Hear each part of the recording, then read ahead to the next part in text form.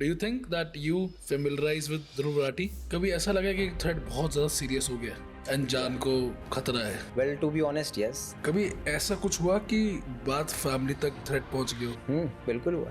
My father has received call for the same. Like ऐसा शायद ही कोई दिन हो मेरे पास के कोई टॉक्सिक इशू ना आए। रिसेंटली भी मैंने ऐसे इश्यूज उठाए, आपने सुने होंगे कि how the tragic death of doctor Divesh Garg particular college in Dehradun. आपके हिसाब से सबसे ज्यादा टॉक्सिक इशू है वो क्या चल रहा है इस वक्त? सम रेप्यूटेड कॉलेजेस इन देहरादून, वहाँ पे भी कुछ ऐसे केसेस हुए थे जब हुई, जब स्टूडेंट्स जो थे वो टॉक्सिसिटी को इतना ज़्यादा सफ़र कर चुके थे कि they wanted to end up. तो as a medical That's true. Influencer आप कितना कमा लेते हो महीना? Hey guys, so welcome to our today's podcast. आज हम लोग एक बहुत नई चीज़ करने वाले हैं। सो आज हमने एक ऐसे शख्स को पकड़ा है जिनके बारे में शायद मैं आज बताऊंगा तो वो आपको ट्विटर पे सबसे ज़्यादा दिखते हैं। He is an MMA specialist, he is an international chess player, he is a doctor, he is a good friend, he is a person is talking about every issue in the medical world. And I think ये बोलते ही आप सब उनको पहचान गए होंगे। He is the upcoming Virat Kohli of the medical community. और इससे पहले कि वो हमारे से बहुत दूर चले जाए अपने सेलिब्रिटी वर्ल्ड में, आज मुझे मौका मिला है साथ बैठने का डॉक्टर ध्रुव चौहान के साथ। Welcome doctor Dhruv. Thank you so much sir. आपने अपने बिजी शेड्यूल से मेरे लिए टाइम निकाला। I am really really honoured for that. I am really delighted to be here with you sir, equally. आपको भी मैंने स्क्रीन पे ही देखा है, now I am seeing you in real practical. हम आज पहली बार मिल रहे हैं। हमने शायद एक दूसरे की पोस्ट ही लाइक ही करी है आज तक। मैंने इनकी बहुत ज़्यादा करी है, मैं तो इतना डालता नहीं। ठीक है। And I think Dhruv, you are one of the persons जिससे मुझे पता चलता है कि मेडिकल कम्युनिटी में क्या हो रहा है। And I can gladly say that not a single day has passed when I have not seen you picking up an issue, a new issue every day and putting out in the public. And I can tell you that इसमें बहुत ज़्यादा guts लगते हैं। तो ये political activist नहीं कहूँगा, medical activist बनने का आइडिया कहाँ से आया? एक्चुअली लाइफ में ऐसी बहुत सी चीज़ें होती हैं जो कि हम अपने आप से रिलेट कर पाते हैं। My connect with the medical fraternity, with the medical students, with the resident doctor for the past 5 years, कि वो जो इश्यूज चाहते थे कि कोई सुने उन्हें, वो मैं उनको दुनिया तक पहुंचाता था। क्यों? क्योंकि मैं उसको अपने आप से लिंक किया। मैंने उसी इश्यूज़ को अपनी मेडिकल कॉलेज की लाइफ में कहीं ना कहीं जिया, और जब मैं उसको अपने आप से लिंक करता था तो मैं दूसरे के पेन को, इमोशंस को भी उतना इक्वली ही समझ पाता था। So that's how I connected with them and connected with the world. ये कमेंडेबल जॉब यार। मतलब मैं आपको देखता हूँ कि दैट अब आजकल पूरे देश के JR SR MBBS स्टूडेंट, उनको जहाँ इशू लगते हैं ना मेडिकल लाइफ में, वो आपको टैग करते हैं और आप उनकी बात को शायद सही जगह पहुँचाते हो। So hats off to that work. Thank you so much. आपने इतने सारे इशू उठाए हैं, आपके हिसाब से सबसे ज़्यादा जो टॉक्सिक इशू है वो क्या चल रहा है इस वक्त? I guess toxicity varies person to person. किसी के लिए टॉक्सिसिटी कम भी बहुत भारी हो सकती है और किसी के लिए बहुत ज़्यादा बहुत कम भी। ये तो it's a individual perception, but ऐसे बहुत से इश्यूज रहे हैं। लाइक ऐसा शायद ही कोई दिन हो मेरे पास के कोई टॉक्सिक इशू ना आए। रिसेंटली भी मैंने ऐसे इश्यूज उठाए, आपने सुने होंगे कि how the tragic death of Dr. Divesh Garg in a particular college in Dehradun. Dehradun, right? Yeah, and then recent case in Bihar, वहाँ पे भी एक मेडिकल कॉलेज है जहाँ पे एक female resident had to suffer a lot. In Delhi as well, recently, there was this case in Safdarjung Hospital जहाँ पे एक सर्जरी रेसिडेंट थी. She also had to suffer a lot due to particular reasons. सो ऐसे issues जो थे, जब जब भी मेरे पास ये आते क्या थे, रीज़न थे? एक्चुअली देयर सबके अपने अपने पर्सनल रीजंस हैं। टॉक्सिसिटी जो हमारे मेडिकल कल्चर में, हमारे हायरार्ची सिस्टम, सीनियर जूनियर का जो एक हायरार्ची सिस्टम बना हुआ है हमारे कॉलेजेस में, इंडिया में ये बहुत टाइम से प्रेवलेंट है। ये कभी रैगिंग की फॉर्म में हुआ करता था, फिजिकल टॉर्चर्स की फॉर्म में। आज वो फिजिकल टॉर्चर क्योंकि नहीं कर सकते ड्यू टू स्ट्रॉन्ग लॉज, तो हमने उसको मेंटल टॉर्चर में बदल दिया है। मेंटल टॉर्चर भी हम कोई डायरेक्टली नहीं करते, मतलब मैं उनकी बात कर रहा हूँ जो ये लोग करते हैं आज भी, जिसकी वजह से ये में आज हमारा मेडिकल फील्ड जो है वो टॉप पे खेल रहा है। So this is something that we shouldn't be proud of कि कैसे हम टॉप पे पहुंच चुके हैं, but in terms of toxicity.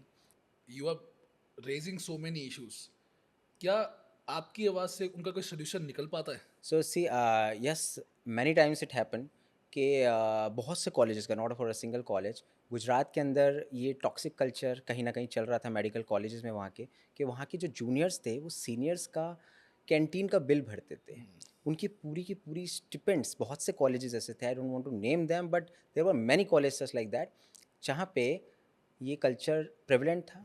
जब मैंने उस इशू को उठाया कि कैसे जो वहाँ के रेसिडेंट्स हैं उनको सफ़र करना पड़ रहा है इस इशू की वजह से, तो उसके बाद that went into the headlines. वहाँ के काफ़ी सारे जर्नलिस्ट ने उस इशू को उठाया, लोकल मीडिया में आया, एंड आफ्टर दैट मिनिस्ट्री ने भी और वहाँ की जो मेडिकल काउंसिल्स थी उन्होंने भी उस पर एक्शन लिया. वहाँ के जो डीन्स थे उनके पर्टिकुलर कॉलेजेस के लिए, दे टुक द एक्शन, और उस पर एक्शन होने के बाद as of now that culture has been closed from Gujarat medical colleges. और this is one of that example, but apart from that there are many examples ki some reputed colleges in UP, some reputed colleges in Dehradun, वहाँ पे भी कुछ ऐसे cases हुए थे जब students जो थे वो टॉक्सिसिटी को इतना ज़्यादा सफ़र कर चुके थे कि they wanted to end up. और उस एंड अप होने से पहले ही you know I raised that issue. I brought that in front of them कि you don't have to lose hope, you have somebody to be heard. और कुछ हो चुकी थी बट आगे नहीं होती, उसको मैंने इंश्योर किया था. And after ensuring that the action was taken, the toxicity was removed, the action was taken against the culprits, and now that or those colleges are toxicity free as of now. The voices of the students are heard and they have a hope कि हाँ there is some hope, there is some voice where we can reach out. नहीं, hats off है bro. I think अगर आपने एक बंदे की भी लाइफ चेंज करी है ना, so that means you have done better than 99.99% of the people around you. और Thank you. वो एक बंदा भी इतनी ब्लेसिंग्स देता है ना कि शायद आप लाइफ में उतनी ब्लेसिंग्स नहीं कमा सकते. So what you are doing is actually very good work. और मैं आप सबसे कहना चाहूँगा कि that you know that is very very active on Twitter, कि अगर कभी भी आपको प्रॉब्लम लगती है, जेन्युइन प्रॉब्लम, तो प्लीज़ डालिए ट्विटर पे, and I am sure Dhruv is going to help you out, help you reach the right authorities. क्योंकि ऐसे ही हम मिलकर ये हमारे देश का टॉक्सिक कल्चर ख़त्म करेंगे. I'm just glad Dhruv actually pointed it out, tried to help, and you actually managed to solve that. So hats off. Thank So Dhruv, तुम ट्विटर पे बहुत ज़्यादा एक्टिव हो भाई, ठीक है ना? रोज़ के 2 से 3 पोस्ट. मैं मजाक नहीं कर रहा, मैं ट्विटर खोलता हूँ, मुझे समझ ही नहीं आता मैं क्या पोस्ट करूँ. भाई इतने आइडिया कहाँ से आते हैं, और ट्विटर की शुरुआत कैसे करी? मुझे actually I am very much interested in that story also. Actually, my Twitter story is also very interesting. I was not into activism and all. मुझे नहीं पता था एक्टिविज्म होता भी क्या है. This was during my second year of MBBS, जब मैं शायद ट्विटर पे आया था. आईडी तो बहुत पहले बनाई थी लेकिन आया सेकंड ईयर में था. तब मैं मीम्स बनाता था. तब एक मेडिकल मीम्स बनाता था, मेडिकली थिंग्स को कोरिलेट करता था. इसकी स्टोरी भी बहुत इंटरेस्टिंग है, विल श्योरली टेल. बट जब वो मीम्स में बनाने लग गया, कुछ मीम्स ऐसी हुई जो कि बहुत ही वायरल हुई. कुछ कॉलेज के प्रोफेसर्स ने उन्हें अपनी स्लाइड्स पे चलाया, प्रेजेंटेशन में चलाया कि देखो ये है चीज़ें. मैं चीज़ों को जो मैं पढ़ता था उसी को मेडिकली कोरिलेट करता था. I used to put it on Twitter and people used to react. जब मुझे पता चला कि यार ये चीज़ें किसी के बोर्ड तक, प्रेजेंटेशन बोर्ड तक पहुंच सकती है, और उसी टाइम मेरे पास कुछ इश्यूज आने लग गए कि कोविड का टाइम था, ये समवेयर अराउंड कोविड, जैसे जैसे मैं चलता गया कोविड के पास तो लोगों ने मुझे भेजा कि असॉल्ट हो रहे हैं डॉक्टर पे, अगर योर कंटेंट गोज़ वायरल, तो अगर आप इस इशू को भी उठा दें या फिर रेस कर दें, टैग कर दें अथॉरिटी को, तो शायद कोई सुन ले. उस time I had very few followers, but मैंने उसको इशू को रेस किया. Assault on doctors, harassment, toxicity, residents, medical student, internship issues, resident internship issues, ये सारे इशूज़ को मैंने धीरे धीरे करके उठाना शुरू किया. और with time thing goes and goes and goes, वो आगे बढ़ती रही बढ़ती रही बढ़ती रही. तो वो मेडिकल मीम्स, जो लोगों को इश्यूज़ थे हेल्थ के रिलेटेड, यानी कि अगर मैं रेसिडेंट्स का उठा रहा हूँ तो इंडिया के सारे रेसिडेंट्स उस चीज़ को रिलेट कर पाते हैं. जब मैं मेडिकल स्टूडेंट्स का उठाता, मेडिकल स्टूडेंट्स रिलेट करते थे. मैं किसी सीनियर का उठाता था, किसी भी सीनियर पर्टिकुलर नर्सिस का या फिर एनीथिंग, वो भी फील्ड रिलेट करते थे लोग. मीम्स को लोग जो एंटरटेनमेंट ओरिएंटेड पीपल थे वो रिलेट करते. तो मैंने हर हर स्फीयर को मैंने कनेक्ट किया, मतलब हर पार्ट ऑफ मेडिकल फील्ड को मैंने कनेक्ट किया through my memes, through the activism, and that's how people connected with me. ये अच्छा है. रियलिस्टिक बातें जब कोई करता है ना तो लोग बहुत जल्दी कनेक्ट कर पाते हैं. बिकॉज जब सच दिखता है ना तो लोगों को लगता है हाँ यार ये अपने जैसा बंदा है, बस एक बात कर रहा तो हम कनेक्ट करेंगे. एब्सोल्युटली. सो अभी कितने चल रहे फॉलोअर? 70 के समथिंग ऑन ट्विटर एंड 80 के ऑन भाई ट्विटर में इंस्टाग्राम. फॉलोअर बनाने बहुत मुश्किल है. वहाँ वहाँ प्योर पे यू प्योर कंटेंट है. Content, and I have worked 5 years to reach up to that state कि हाँ आज इतने पहुँचा. 5 years लगे मुझे 70,000 बनाने के लिए. तो आई वोंट से कि फॉलोअर थिंग है, बट जो थिंग है वो ये मैटर नहीं करता तुम्हारे फॉलोअर कितने हैं. व्हाट मैटर्स इज दैट कि जो फॉलोअर्स हैं वो कितने जेन्युइन हैं. वो तुम्हें सही में तुम्हारे कंटेंट के लिए फॉलो कर रहे हैं, जस्ट रैंडमली फॉलो कर लिया. This is what matters. क्योंकि फॉलोअर्स तो I guess I have seen people having million of followers, but when I see के actually people don't even know कि ये है कौन बंदा. ठीक है, but I am having comparatively very less followers, but I see कि the impact this less followers make is in millions. So having less followers is not the thing. The impact that you make on millions is the thing. Bro आप इतनी सारी बातें डालते हो, ठीक है, कितने इश्यूज हैं, कितनी अथॉरिटीज के अगेंस्ट आप बात करते हो. कभी हेट सेंटिमेंट आया है ऑडियंस से? थ्रेट्स आए हैं कभी किसी अथॉरिटी से? Actually, एक बार दो बार तो नहीं कहूँगा, मतलब multiple times I should say. And it's not about any authority. It's about specific individuals, specific institutions. I am that guy like जिसको अगर कोई मैं if I'm even raising the right issue कि या political goons attacked a doctor या फिर कोई particular उसमें, तो without even mentioning name I have done this many times कि मैंने किसी का नाम mention नहीं किया था, but उसके बाद भी क्योंकि वो इनडायरेक्टली मेंशन हो गए और उन पे एक्शन हुआ, तो बाद में मेरे पास डीएम्स आए हैं कि तू हमारे एरिया में आ, हम तुझे देखते हैं, ठीक है, तू बड़ा एक्टिविस्ट बना फिरता है ना, आजा तुझे देखते हैं, ठीक है. अब्यूजेस, ट्रॉल्स, क्रिटिक्स, ये सब कुछ विरासत में मिलता है तुम्हें इस एक्टिविज्म के साथ. तो या ये कैसे डील करते हो? It's actually with time you have a threshold. जब तुम एक स्टेप को ओवरकम कर लेते हो ना, तभी तुम दूसरे स्टेप पे आते हो. तो एक थ्रेट को ओवरकम किया तो दूसरे थ्रेट पे आए, दूसरे को ओवरकम तीसरे पे, एंड ये कम ओवरकम कर करके एक थ्रेशोल्ड ऐसा स्ट्रांग बन गया है कि अब इट्स कोई थ्रेट आता है ना, वैसे कोई मैसेज में कोई गाली देता है या फिर कुछ भी अब्यूज़ करता है, कुछ लगता है, तो इट्स लाइक कि ठीक है यार, यू आर वन मोर. ठीक है, यू आर एडेड. ठीक है, तो मैं उन इश्यूज़ को मैं सामने भी नहीं लाता. मैं कहा it's so I am so habitual to all this things कि अब ये पार्ट ऑफ लाइफ बन चुका है. तो एंड इस सब के लिए भी I do a lot of things that I would definitely discuss if it comes. कभी ऐसा लगा कि थ्रेट बहुत ज़्यादा सीरियस हो गया, अनजान को खतरा है? Well to be honest yes, ऐसा पॉलिटिकल केसेस में होता है. क्योंकि जब मैं किसी मेडिकल कॉलेज के इशू को उठाता हूँ, तो हर मेडिकल कॉलेज कहीं ना किसी पावरफुल लिंकिंग से होता है. It's not just political, it's just powerful linking I would say. तो ऐसा मल्टीपल टाइम्स हुआ है मेरे साथ कि हाँ मेरे पास थ्रेट आए हैं कि यू हैव रेज्ड, मेरे अगेंस्ट कंप्लेंट्स हुई हैं.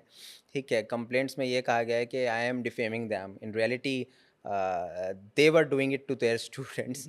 तो मेरे साथ ऐसा मल्टीपल टाइम्स हुआ है, एंड आई एम लाइक उस स्टेप में रिसेंट में जब मेरे साथ ऐसा हुआ था, तो आई वॉज लाइक कि यार this is a big cost, because that is costing my mental peace. और मुझे पता है कि ये इश्यूज़ उठाना, तभी लोग मुझसे कभी कहते थे कि यार ये सब मेंटल पीस पे तेरा इफेक्ट नहीं करता, तो कभी मेरे पे इतना इफेक्ट पड़ा नहीं था. बट कुछ केसेस में रिसेंटली मेरे पे पड़ा, और जब मुझ पे वो पड़ा तो 2-3 दिन वो मेरे थोड़े से ट्रेजिक गए थे. बट जब मैं उस फेज से निकला, तो मैं उस थ्रेशोल्ड को भी क्रॉस करने लायक बन चुका था. तो अब उस थ्रेशोल्ड के लेवल की कंप्लेंट्स या फिर थ्रेट्स भी मेरे पे काम नहीं करते हैं. कभी ऐसा कुछ हुआ कि बात फैमिली तक थ्रेट पहुंच गई हो? बिल्कुल हुआ. My father has received call for the same once, but the thing was that कि my father sorts out thing very well, so he managed it very well. तो with God's grace it never came to me. तो my father informed me कि हाँ क्या नाम है, तू क्या क्या डाल रहा है ट्विटर पे. लोग मुझे आके बोल रहे हैं कि यार ये सब हटवाओ, उसका ट्विटर का कंटेंट क्या डाल रहा है. तो या that is very much true कि हाँ हुआ है मेरे साथ, एंड फैमिली में भी पहुंचा है. और आपकी बातें जब मैं सुनता हूँ ना, मतलब कि नॉर्मली तो मैं पढ़ता ही हूँ, आज मैं सुन रहा हूँ, तो मुझे पता नहीं ऐसा क्यों फील आ रहा है कि it's a similar concept like Dhruv Rathee. Do you think that you familiarise with Dhruv Rathee? Actually Dhruv Rathee अपनी फील्ड में बहुत अच्छा कर रहा है, ठीक है. He is like oriented towards raising the issues that the country is facing, the political levels and other levels. But मैं सिर्फ अपनी मेडिकल फील्ड और मेडिकल कम्युनिटी को लेके ओरिएंटेड हूँ. वो मल्टी डायमेंशन वर्क कर रहे हैं and I am doing it specifically towards my field. मैं चाहता हूँ कि जो इश्यूज़ मैं उठा रहा हूँ वो लोग रेस करें, वो रिपोस्ट करें, रिशेयर करें, तब तक जब तक वो गवर्नमेंट ना पहुँच जाए. गवर्नमेंट तक पहुंचना बहुत ज़रूरी है. जब वो किसी इशू को उठाता है तो वो गवर्नमेंट तक पहुंचती है बात, क्योंकि उसको सुनने वाले, उसको समझने वाले, हर कोई गवर्नमेंट तक उस बात को ले जाता है. मैं चाहता हूं कि सेम वो जो इन्फ्लुएंस क्रिएट करता है वो मैं कर सकूं. तो मैं आप सबसे कहूँगा कि कभी भी आपको प्रॉब्लम लगे या आपको ध्रुव की पोस्ट दिखे यहाँ पे ट्विटर पे, तो उसको इतना रीशेयर करिए. अगर आपको वो मुद्दा जेन्युइन लगता है तो उसको इतना रीशेयर करिए, इतनी बार रीपोस्ट करिए कि वो मुद्दा हम सरकार तक पहुँचा सके. और मैं फिर से कहूँगा कि ऐसे ही मिलकर हम बदलाव ला पाएंगे. और नीट यूजी की बात करते तो नीट यूजी में भी आपने बहुत काम किया जब अभी स्कैम हुआ. पहले तो मुझे बताओ कि क्या आपको लगता है कि स्कैम हुआ? जो प्रूफ्स और एविडेंस हमारे पास अवेलेबल हैं, ये वो चीज़ क्लैरिफाई करता है. ये सिर्फ हमारे आप से भी बियॉन्ड हो चुका है, because there were 13 arrest in Patna itself for the NEET UG leak case. जब ये 5 मई को इशू रेज हुआ था कि नीट का एग्ज़ाम लीक हुआ है, तब एवरीबडी डिनाइड, गवर्नमेंट डिनाइड कि कोई लीक नहीं हुआ है, कोई भी लीक नहीं हुआ है, there is no leak of the exam. वही गवर्नमेंट कुछ टाइम बाद कैसे कह सकती है कि हाँ there are some irregularities happening? कैसे वो प्रूफ और एविडेंस ऑफ कन्फेशन ऑफ दो स्टूडेंट्स हु आर कन्फेसिंग कि हाँ लीट का एग्ज़ाम लीक हुआ है, कि नीट नीट नहीं है, सब कुछ सामने है. सुप्रीम कोर्ट ऑफ इंडिया ने कह दिया कि नीट की सैंक्टिटी हैज़ बीन अफेक्टेड.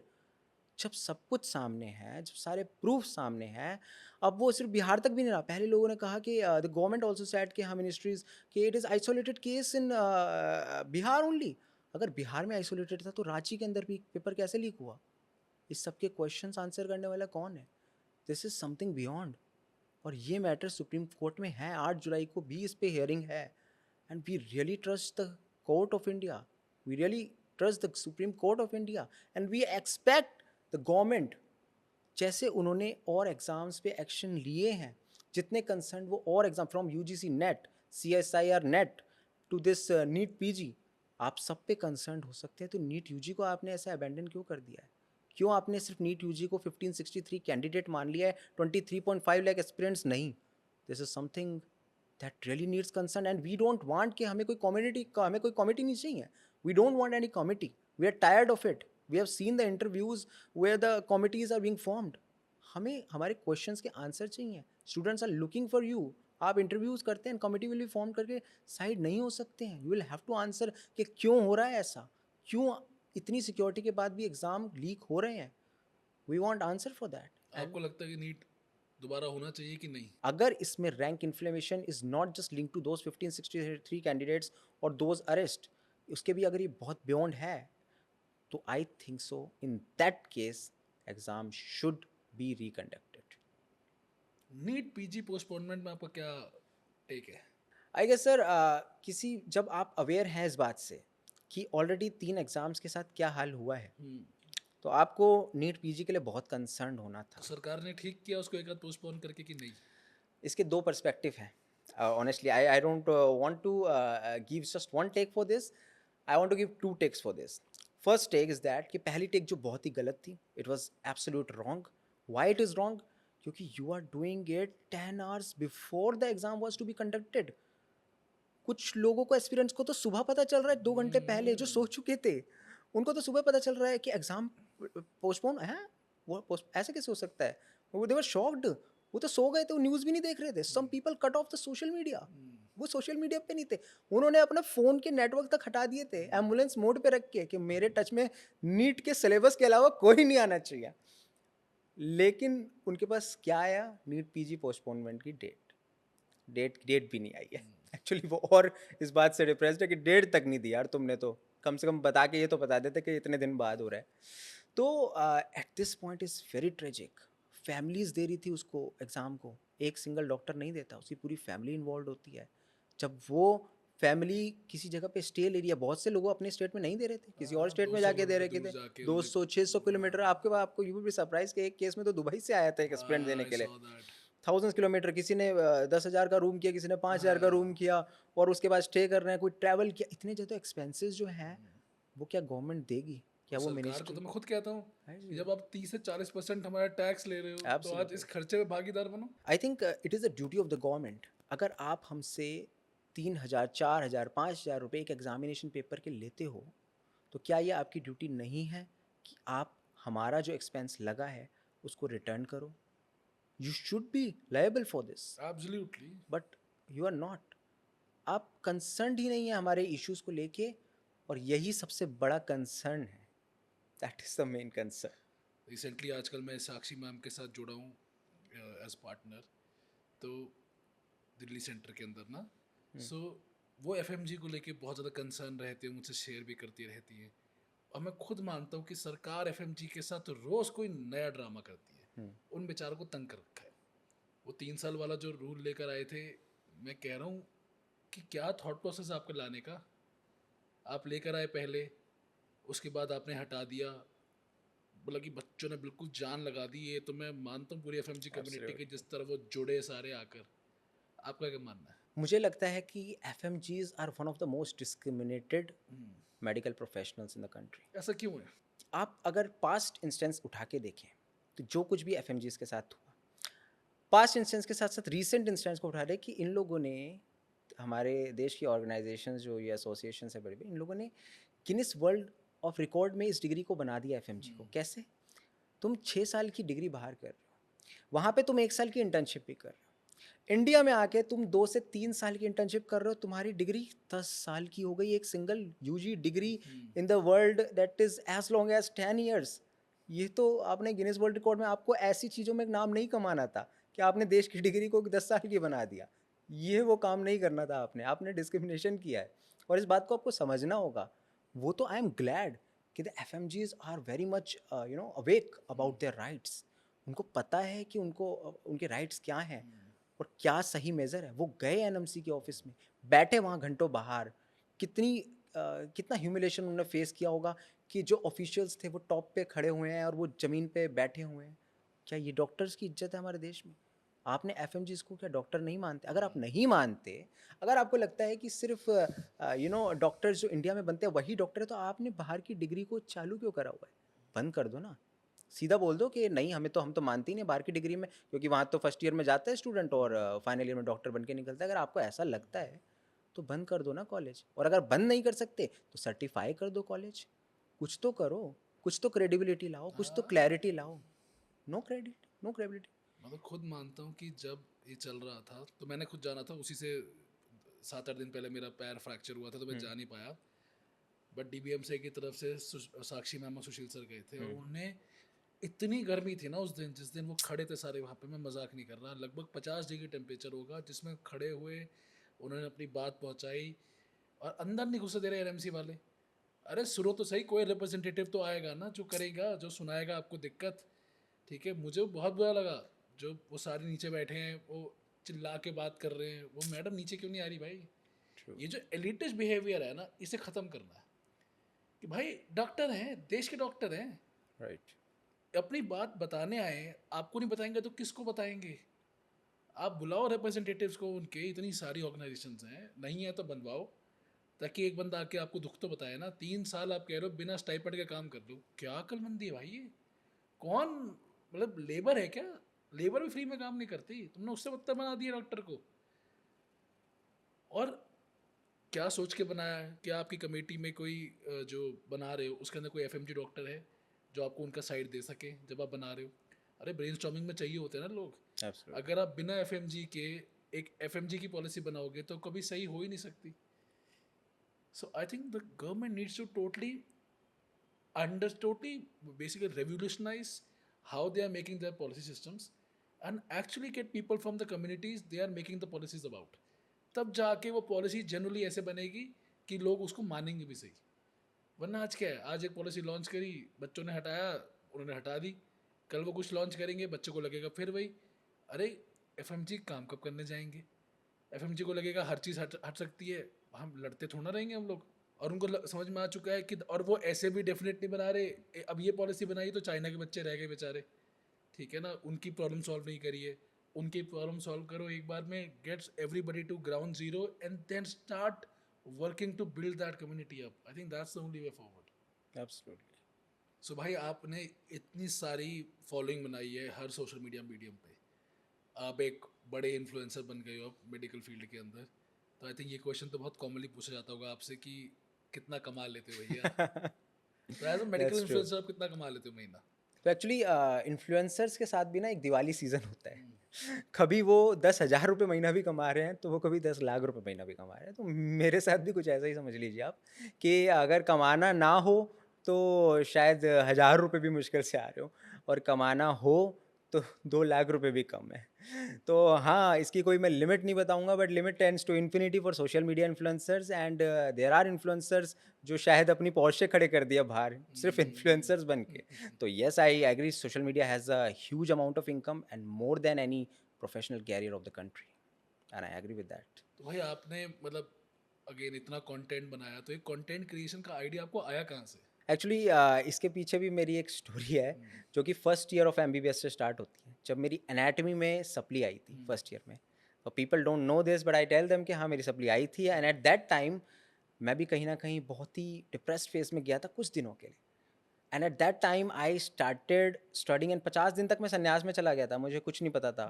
और उस 50 दिन के सफ़र के बाद मैंने एनाटॉमी में इतना काम किया कि जिस सब्जेक्ट में मेरी सप्ली आई थी, मैंने उसमें सप्ली बैच में टॉप किया था। And this is a true fact. और उसी की बदौलत, उसी एनाटॉमी स्ट्रॉन्ग करने की बदौलत, मैं मीम्स बनाने लग गया, जो कि मैं एनाटॉमी से रिलेट करता था रियल लाइफ को, कि मेरी लाइफ में जो हो रहा है मैं उसको एनाटॉमी का, अच्छा एनाटॉमी में तो ये फेज़ है, अच्छा उसको रिलेट करते हैं, ऐसे रिलेट कर करके मैं ट्वीट्स डालने लग गया, and it start getting viral. जो भी लोग थे रिलेट करने लग गए। तो वो जो मेरा फेलियर था, वही मेरा छोटा मोटा सक्सेस बना। So basically we are at the end of this podcast. तो मैं आपको कहूँगा कि दैट आपको जितना भी ऑडियंस देख रहा है ना, medical being an influencer basically is always an alternate, I won't even say alternate, I will say a passive revenue scheme for everyone. Main काम तो मेडिकल ही रहता है, बट साथ में अगर इन्फ्लुएंसरशिप शुरू हो जाती है तो एक अच्छा पैसा कमा सकते हैं। तो एक नए इन्फ्लुएंसर के लिए आपकी क्या राय रहेगी, एडवाइस रहेगी? क्रिंज मत बनाओ, डोंट मेक क्रिंज। बिकॉज आजकल इन्फ्लुएंसर्स क्या करते हैं ना, लाइक वो पेशेंट को देख रहे हैं, पेशेंट की शक्ल डाल दी, everything has legal meanings, you don't have to हर चीज़ एक्सपोज नहीं करनी होती है। तुम्हें अपने अपने जो हॉराइजन्स है उसका ध्यान रखना है, कि तुम जो पोस्ट कर रहे हो वो लोग रिलेट करें, बट उसका इम्पैक्ट जो सोसाइटी पे पड़े वो पॉजिटिव पड़े, और वो किसी पे भी, किसी इंडिविजुअल पे भी कभी हार्मफुल ना पड़े। तो just for the sake of reach followers, make sure कि you don't post anything offensive which you are doing, के समहाउ कि तुम वो चीज़ रीच गेन कर लो उसके थ्रू। और अगर तुम्हारे पास पावर है, I have seen many influencers are there जो कि बहुत अच्छे अच्छे फॉलोअर्स हैं उनके, आई गेस 500K, किसी के 600K, 1 मिलियन, बट अगर आप उनका कंटेंट देखोगे, कभी भी उन्होंने ज़िंदगी में एक इशू नहीं उठाया, वो सिर्फ अपनी reels, it's a very good thing that you are doing your work, but do not forget your duty as a individual, as a creator, और as a person. You can make an impact, does make an impact. You are an influencer for a reason. बहुत ही अच्छी बात कही है ध्रुव भाई ने, I think बहुत अच्छी, मैं ये लाइन नोट करूँगा कि you have become, you are influencer for a reason, और इम्पैक्ट छोड़ना ये नहीं भूलना चाहिए। तो इसी के साथ हम मूव करेंगे अब दोस्तों रैपिड फायर राउंड में। सुब्रो रैपिड फायर शुरू करते हैं अब। Absolutely. पहला, इसके 2-3 ही रूल है। पहला कि जो दिल में आ रहा हो वो बोलना है, सच बोलना है और जल्दी बोलना है, Absolutely. सोचना नहीं है, ठीक है। ठीक है ना? तो शुरू करते हैं। सो भाई, what is the first thing that you hate about being an influencer? I guess the lack of personal life.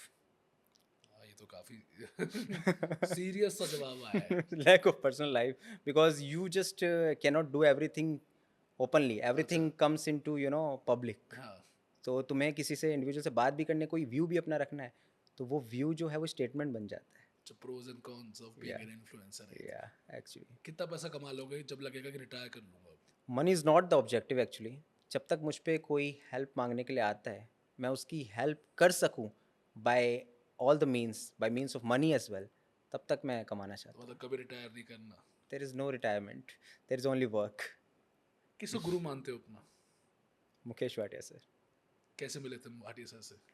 बहुत ही अनएक्सपेक्टेड मीट था. जिस ब्रांड को मैंने हमेशा किताबों में पढ़ा था, उनको मैंने पहली बार एक कॉन्फ्रेंस के अंदर, रेडिसन के अंदर देखा था सामने बोलते हुए. तो मेरा it was like my dream के भाई मैं इनसे जाके मिल लूँ बस एक बार. I want to meet him. तो वो आए और वो मतलब ही of course he didn't know me, but मेरे लिए तो he was figure of public figure. मैं उनसे मिला, मैंने कहा sir I touched his feet and sir I have been following you, मैं आपको गुरु मानता हूँ. क्या okay okay you may take my number. उन्होंने अपना नंबर दिया and was so friendly to me कि मुझे लगा कि यार how can a person at this level be so humble. वो ज़िंदगी का मेरा वही लेसन मुझे हम्बल बना दिया काफ़ी हद तक. जो मेरे अंदर हम्बलनेस नहीं भी थी, शायद उसके उनका आने का बहुत बड़ा रोल है. तो आपकी फेवरेट कार कौन सी? Dream car? Rolls Royce. अरे सर. लाइफ में आपका हैप्पीएस्ट मोमेंट क्या रहा आज तक? The moment I passed in my final year MBBS, because at that time it was the day when the doctor prefix was either supposed to be added or not. तो मेरी ज़िंदगी भर की जो मेहनत थी उस डॉक्टर प्रीफिक्स के जो पीछे थी, वो फाइनल ईयर का रिजल्ट ने डिसाइड करी. And that was my happiest moment when I saw the result passed. Life का सबसे बड़ा regret? I could not continue my passion as a martial artist and an international chess rated player. I could not continue it yet. I always want to continue it back if I get a chance. So guys, with this we come to an end for this podcast. I hope आज आपको मज़ा आया होगा. We talked about very new things. Influencership आज के लिए सबसे viral topic है. So इसको ज़रूर देखिएगा दोबारा. किसी को बताना हो उसको भी दिखाइए. इसको रीशेयर करिए अपने दोस्तों के साथ जो इन्फ्लुएंसर बनना चाहते हैं. और मैं आपको एक छोटा सरप्राइज़ और दूंगा. जैसे हम 10,000 सब्सक्राइबर क्रॉस करेंगे उस टाइम मैं गिव अवे करूँगा 10,000 रुपये के कूपन का. आपको क्या करना है? कैंपेन का पार्ट बनने के लिए इस वीडियो को लाइक, कमेंट और रीशेयर करना है. साथ ही साथ अपना स्टेट डालिए कमेंट बॉक्स में ताकि हम आपके स्टेट को देखकर नया कंटेंट बना सकें. आपको और भी मज़ा आएगा. सो दोस्तों देखते रहिए, अगले एपिसोड की वेट करिए और लाइक करिए, शेयर करिए, कमेंट करिए. Thank you so much everyone. God bless you.